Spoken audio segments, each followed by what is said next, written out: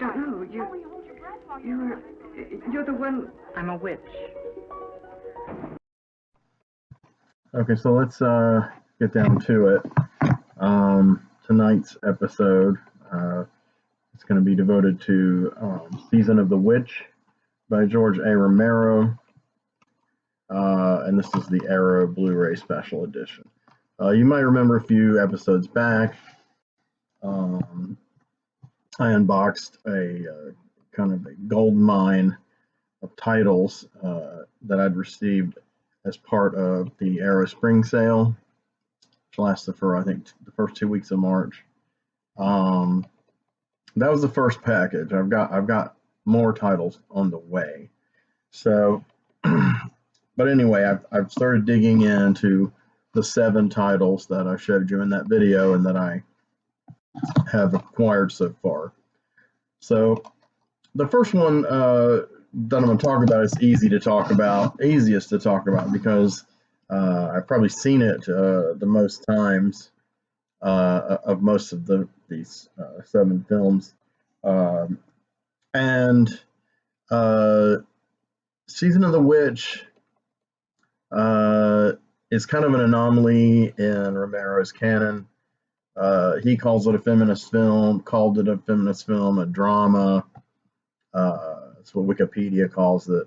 But, you know, that's the lights here. But obviously, it was marketed as kind of a horror movie to capitalize on Romero's fame with Night of the Living Dead.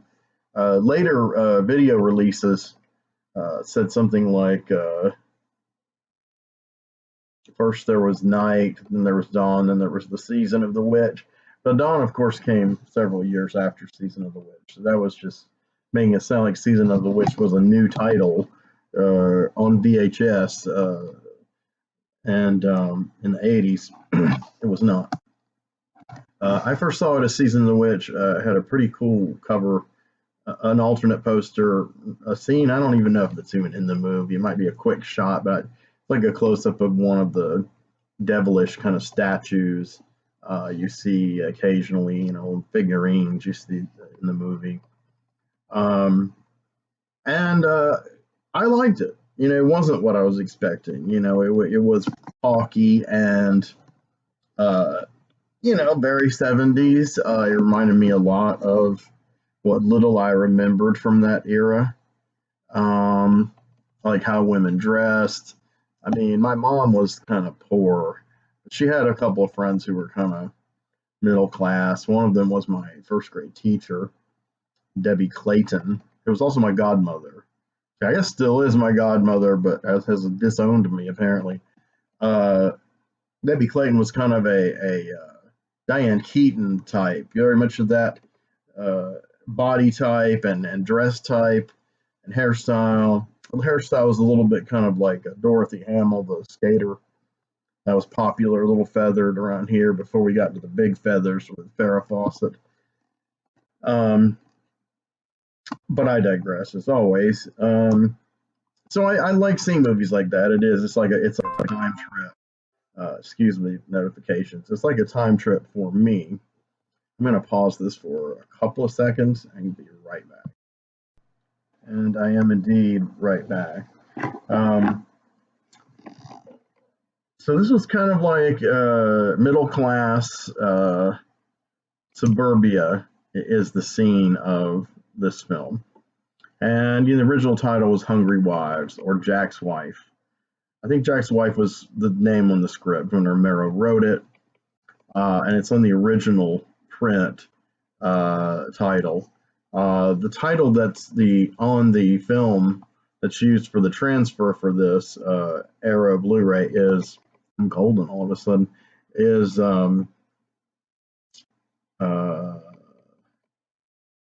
what is the one?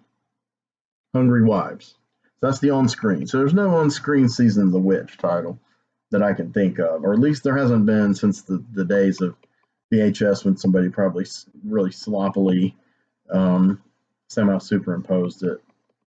I don't remember. It's been so long since I was rented. That was 31 years ago.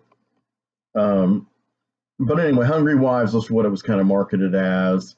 And, so it's marketed kind of as a, I don't know, like a sexploitation kind of, again, like suburban sexploitation, like Sin in the Suburbs.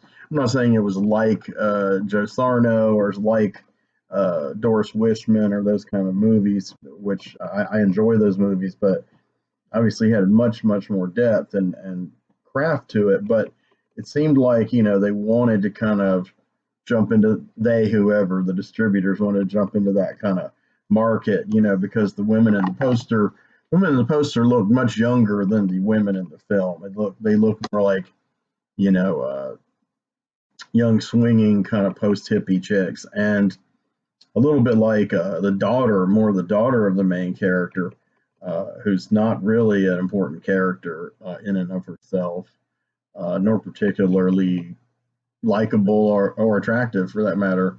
Her scenes are kind of a downer. But anyway, Jan White's the actress, and the original prints of Jack's wife says Jan White as Jack's wife, and there's a little, I think it's the A is kind of on its side, and it's an ankh because she ends up wearing an ankh in the film. Um, but then it became Hungry Wives. Now, Jack's wife was originally 130 minutes long. No one, no one that's come forward in time for this era of Blu-ray special features has owned up to ever seeing the 130-minute cut. Jan White said that Romero told her there was a 4-hour cut. But we've also been hearing for years there was a 4-hour cut of Romero's Martin. Who knows? I mean, those are just very rough cuts. I mean, I don't think Romero intended to release Martin, much less Hungry Wives, in a 4-hour film format. But the 130-minute cut was cut down to 104 minutes and finally to 90 minutes. So as Hungry Wives, it had a theatrical release, and again, it's kind of like a sexploitation, trip with the teacher and the babysitter. This babysitter. There's two of movies like that, and they're kind of, one's kind of a sequel to the other, and same old guy and the same precocious babysitter, and there really isn't a whole lot of sex in it. Really, it's kind of just a tease kind of thing and a suburban drama kind of thing with a little bit of unintentional comedy. That's how this was marketed. So let me read you the back of this incredible Blu-ray. Perhaps the most unclassifiable of filmmaker George A. Romero's works, 1972 Season of the Witch sees the Night of the Living Dead filmmaker returning to the realm of the supernatural, where this bewitching tale of a housewife driven to an interest in the dark arts. So, that gives you the impression that she's going to be like Doctor Strange or something. On the surface, Joan Mitchell, and sometimes her husband calls her Joni as a nickname, so Joni Mitchell, I don't know if that was intentional, has it all: family, friends, and a beautiful home equipped with all the latest appliances. Like the scene in Superfly where Eddie says, color TV, an 8-track player in every room, and more blow than you can ever handle. Man, that's the American dream, baby. So, yeah. So this is they're even more upscale than Superfly, because as far as we know, Jack doesn't sell drugs. Jack's business job is irrelevant, really. I don't even remember what it is. He's an extremely boring guy. He kind of reminds me of the boring, lunky guys that Russ Meyer would sometimes cast. Like sometimes Charles Napier would play those kind of characters, but he had more charisma than this guy. But that's the point. And you're like, why is she with him? She's a very attractive, I guess, middle-aged lady. I don't know how old the actress Jan White was when she filmed this role. I should know that, and I don't, because I'm lame. I could check. Actually, I'm very curious. So come with me and let's see if we can find out something about Jan White. Nope, she doesn't have a Wikipedia page. Now, in the story, she's 39. All right. So this film begins with this long convoluted dream. I think it's like the first 6 or 7 minutes, and it's very surreal. It's very, very edited, very in a very interesting fashion. A lot of quick cuts and montage to kind of move the scenes and people along, because that's kind of Romero preferred montage in order to move things along, to like tracking shots and long camera or whatever movements and whatever. And so yeah, he's still experimenting. This is the early days where some of these kind of staccato cuts with these weird kind of resonances, and there's this weird electronic music kind of bubbling under the surface. Definitely presages some of the scenes in The Crazies and Martin and Dawn of the Dead. So yeah, and in the dream, she's kind of her husband's pet. She's locked up in this kennel with her dog. I think she has a chain around her neck, and of course, she can do all kinds of psychosexual. Um, make You could concoct so many kinds of psychosexual theories about this if you were watching it back in 1972. But of course, nowadays, it's like the S&M scene, the BDSM scene. It's the master slave. It's common. It's nothing. It's nothing. In other words, the symbolism back then is loud and clear now. It's kind of like if you watched a movie from the 70s, like Cruising, with the gay guys with the Tom of Finland outfits, and you'd be like, "Are they gay? What? They're gay people? Why are they dressed like that?"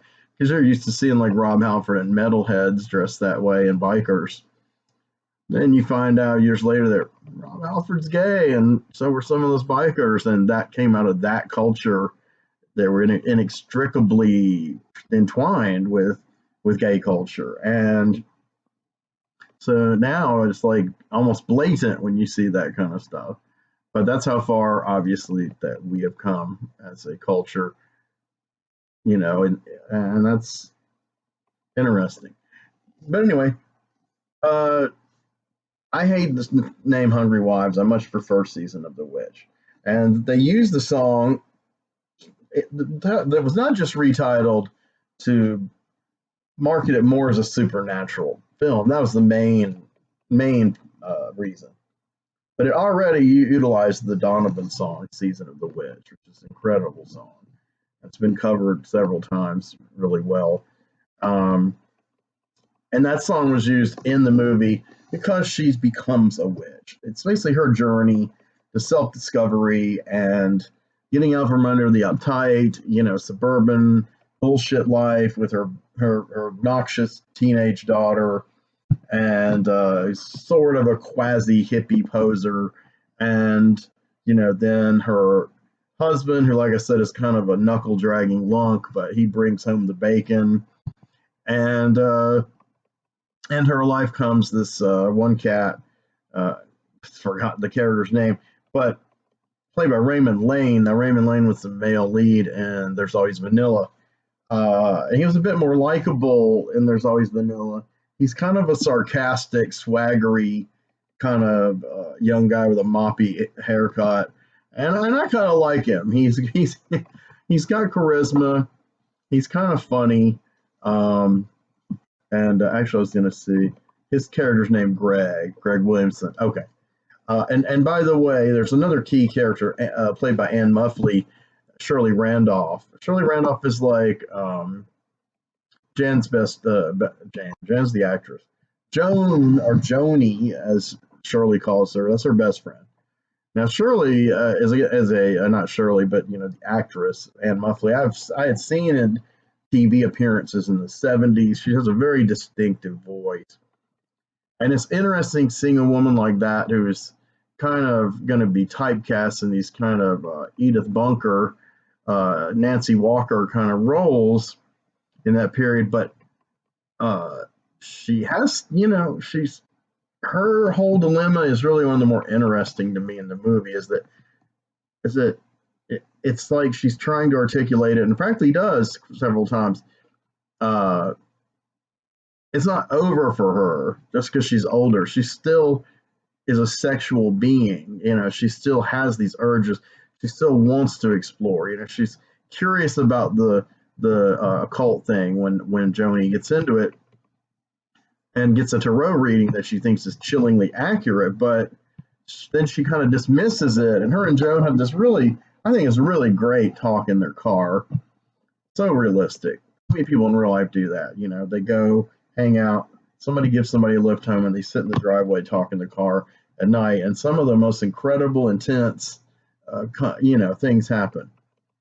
Like in Chasing Amy, that's a good example. There's a really good scene like that in Chasing Amy. So I've had a lot of those talks in cars, and they've been anywhere from just incredibly awesome to horrifyingly depressing. So, but they're talking, and Shirley's kind of giving Joni a hard time for believing this stuff because they've gone to the woman. The woman who does the tarot cards she's the real deal. She's an older woman too, but she claims, that her mom, had these gifts, and both of her parents were involved with like fortune telling or a carnival or something.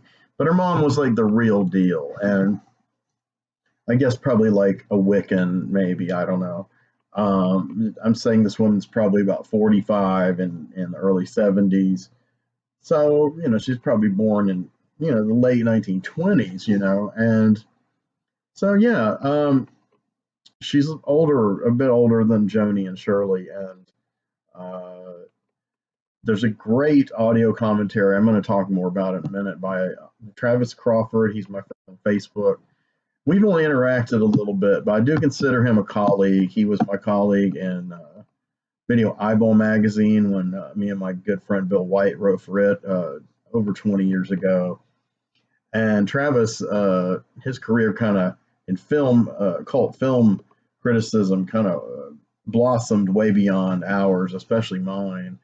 And Paul Gaeta was also with us back then, but Travis Crawford's gotten very far, and I really like his commentaries. I'd like to kind of, hook up with him, talk to him on text and maybe get to know him better. But I really like his. He did another commentary I listened to. I can't remember the movie.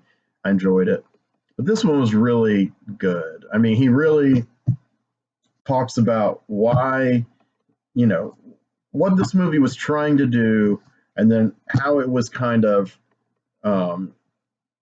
mistakenly marketed just to recoup some cash and ride on Romero's notoriety with Night of the Living Dead. And he talks about, what's actually unique about the movie, what's actually good about the movie, because a lot of people dismiss it as slow and boring and talky and dated. But I think you get drawn into that world, and I think a lot of that is the characterization and the way that it's shot. Romero is just a master of mise-en-scène. He's a master of montage. He's great with close-ups. He's, according to the interview with Jan White on the disc, he doesn't give the actors a ton of direction, which is kind of hard to believe almost based on some of the most staggering performances he's gotten out of people, from John Amplas to Scott Reiniger to Ken Foree, and so on. And it's amazing. So Jan White,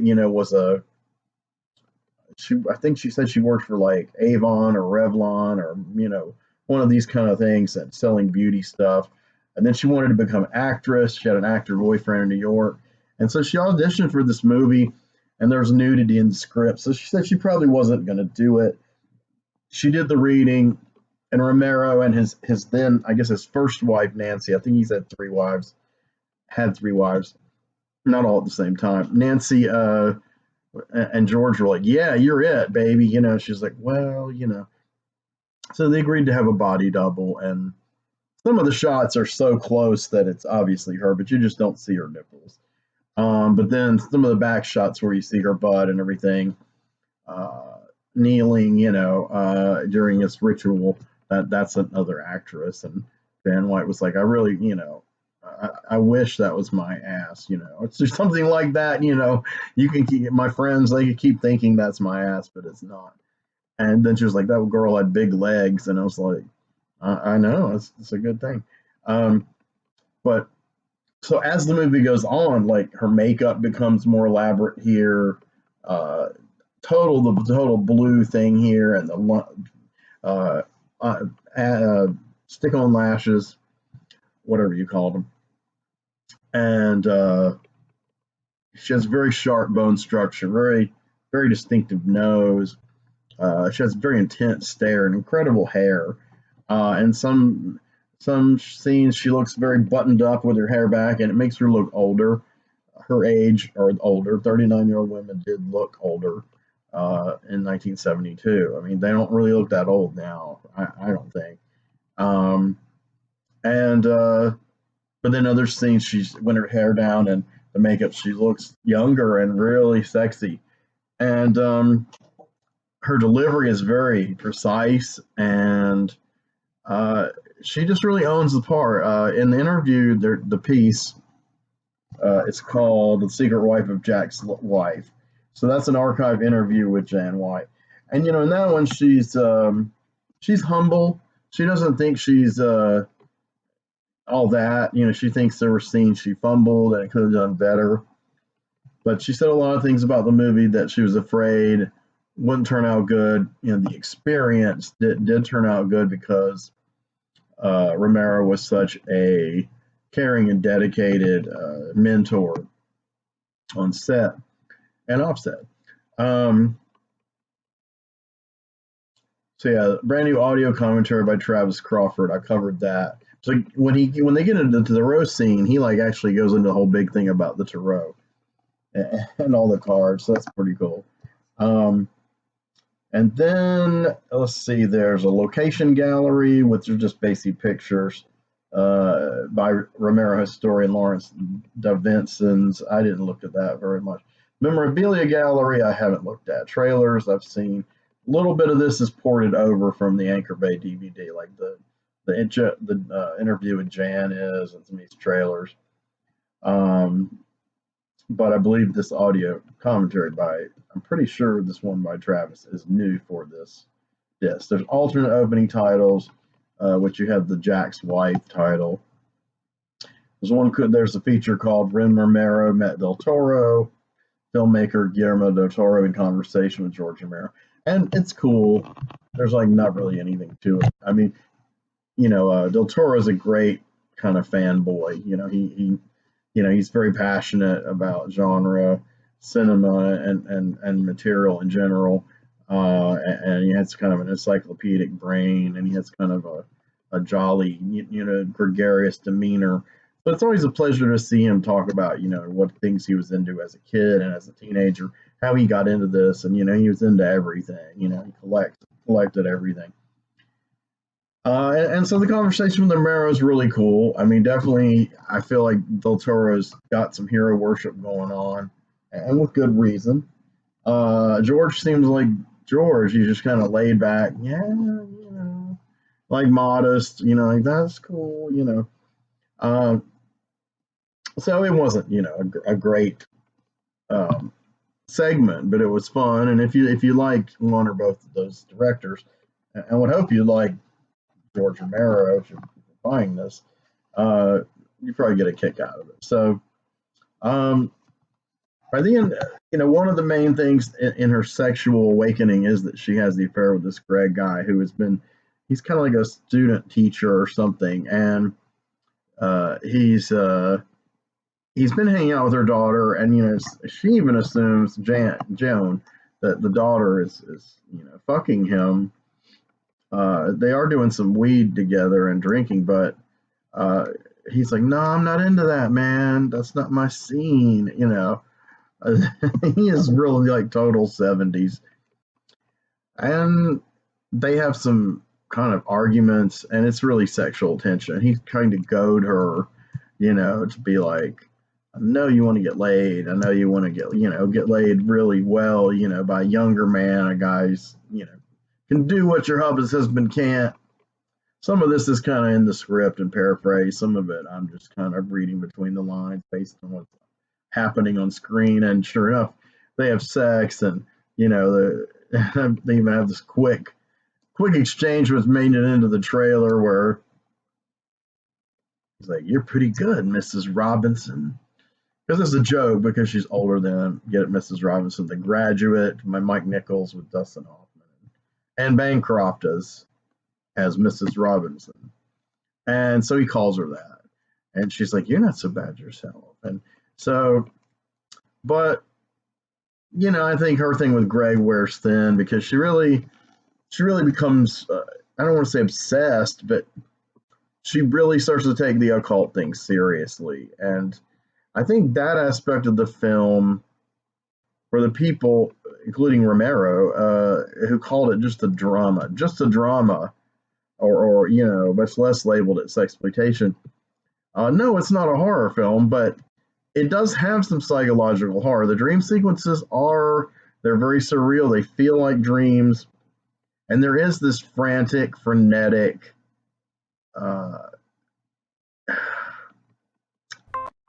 feeling of, you feel Joan's fear, and it's her fear of all these things that in real life are overbearing her, controlling her, and she's trying to escape.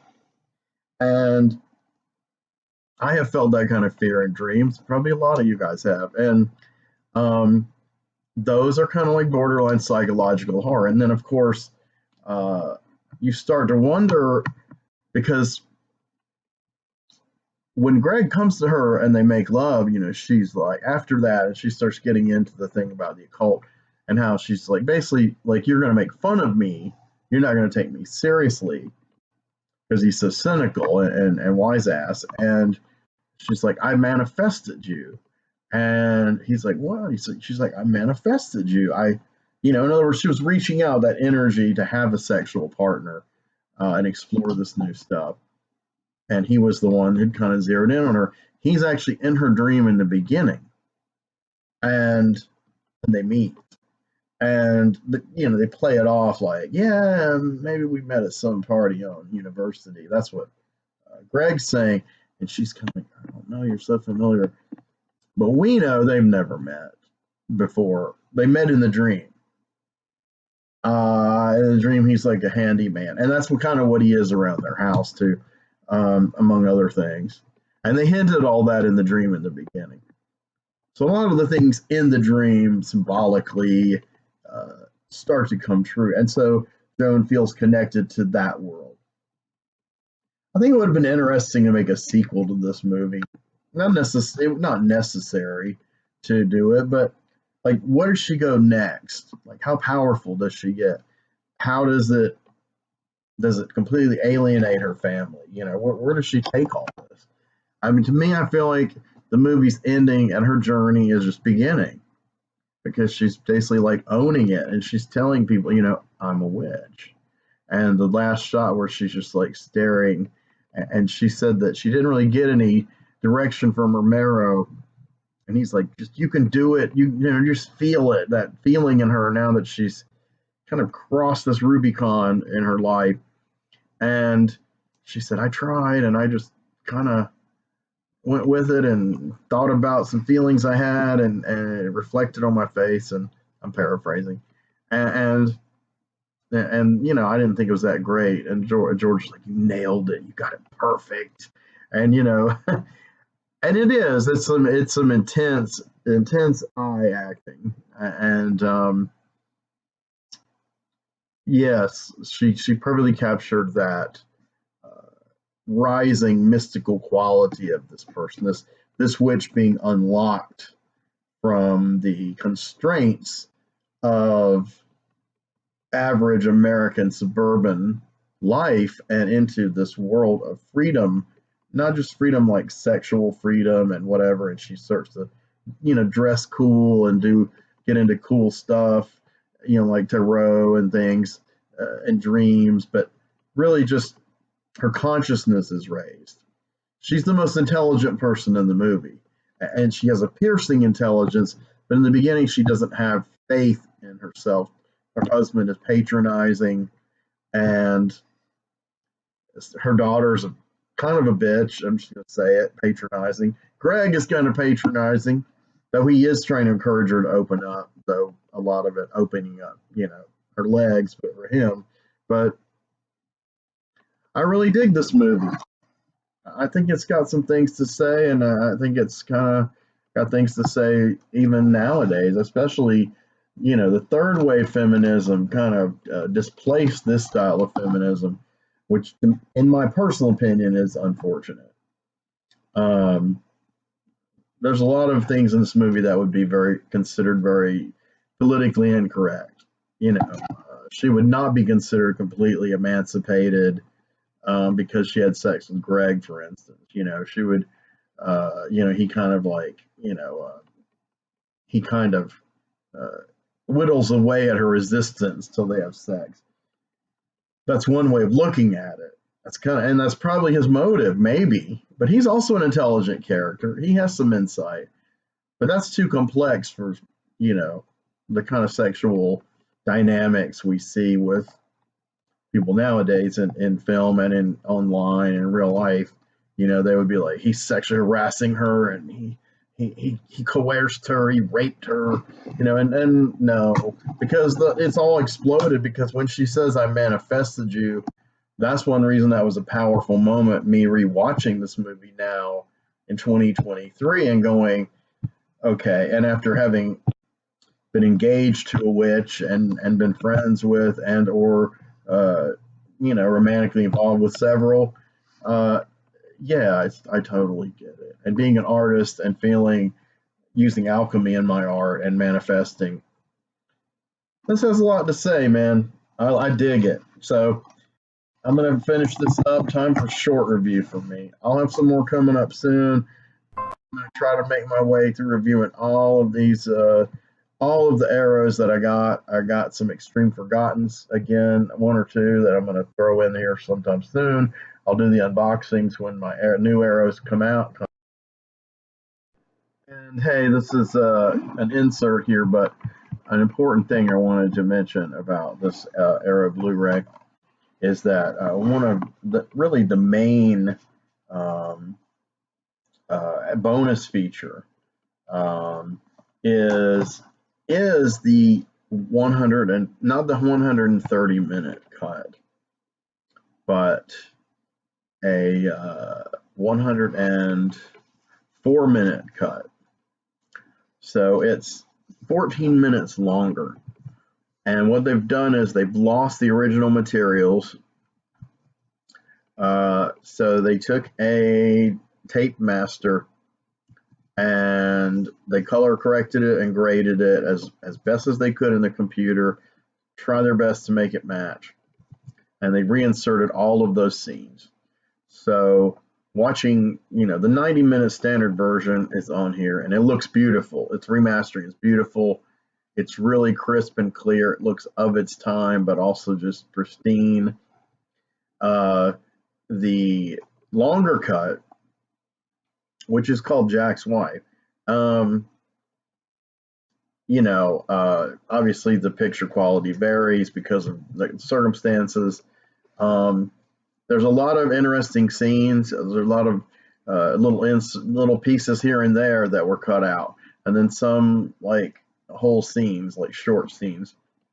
It's tonally, it's different. I mean, it lends some credence to the people who argue that that's laborious or slow, and I don't mean that in a mean way. I mean, it's the stuff that's been cut out is well written, well shot, very artistically shot, some of it, and it's really getting into kind of Joan's head and making her way into this journey and parts of conversations that flesh out these characters a little more. But watching the two together, I think the 90-minute one is the way to go. The cuts that he places where he cut were the right places to cut. It's kind of like how Romero preferred the theatrical Dawn of the Dead to the 139-minute extended. Now, I personally much prefer the 139 extended version because I think those fleshing out really enriches the film for me.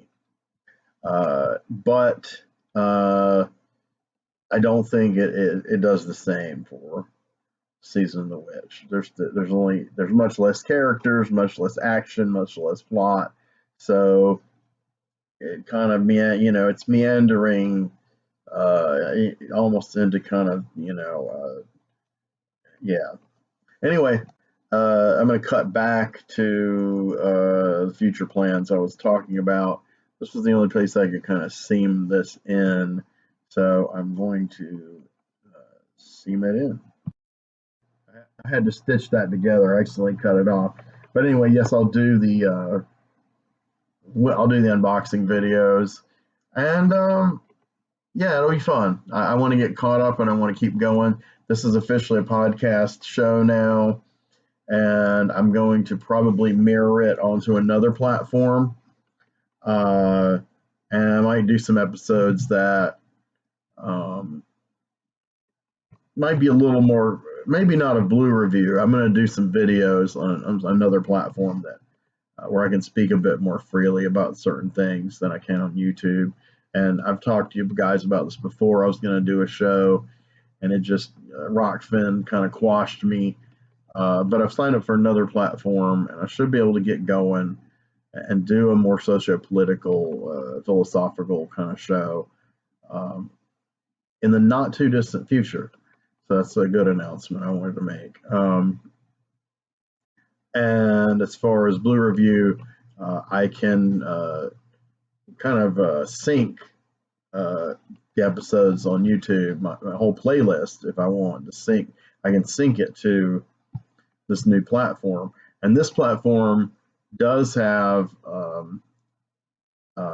areas for movie reviews and cult film stuff, but it's very tiny compared to what's on YouTube. It's growing, because this platform hasn't been around long, but it's growing really fast because it provides total, no censorship, no algorithmic attacks on what you're saying, flagging and stuff. But that might not last, but I want to jump on it, baby, while I can. And so, yeah, I'd love to do Henry Covert's Blue Review and other platforms, and do clips on TikTok, like I mentioned before. So, anyway, I'm gonna split. Of course, I'm gonna edit this into the to the end of the other thing, and I'll have a suitable title cards with some kind of music that's appropriate to me. Love you guys. Take care.